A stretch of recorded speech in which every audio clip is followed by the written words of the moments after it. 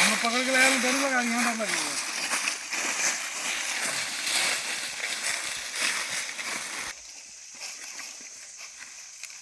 আরে ফটো বলবি তো নাটা বড় এখন ছবি তুলিস না বস্তা থেকে এবার তুলি দাঁড়াও দাঁড়াও দাঁড়াও পকড়া ওইটা দাঁড়াও দাঁড়াও ঠিক ছোট দাঁড়াও দাঁড়াও দাঁড়াও বিদু আপনি ক্যামেরাটা হ্যাঁ ওয়া পকড়ো ঠিক আছে ক্যামেরা দাও তো তেরি কালকে ব্যাপারে এর আগে ছবি একটাও দিবি না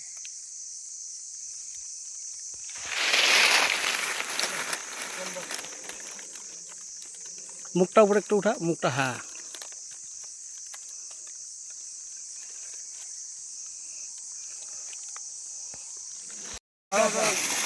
মোবাইলটাও দিক করে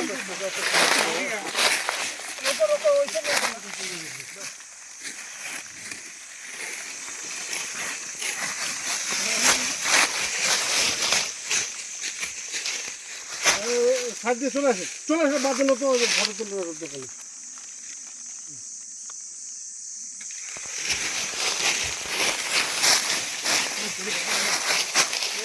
দিকেই গেল যাক যেদিকে যাবে জঙ্গলই তো পাকা রাস্তাতে উঠে যা পাকা রাস্তাতে উঠে যা ঠিক ওইখান দিয়েই যাচ্ছে এখন ওখানে গন্ধ শুনতে শুনতে যাবে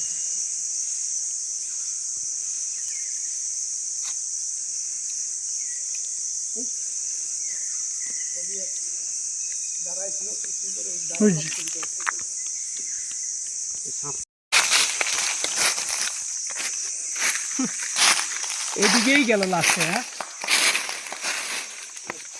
বীরবাবু কি ছাড়লেন আপনারা এবং কোথা থেকে এই সাপটা আমরা নিয়ে আসছি নাগারকাটা বাগান স্কুল লাইন থেকে ওটা মোটামুটি 4:30 নাগাদ আমার কাছে খবর আসে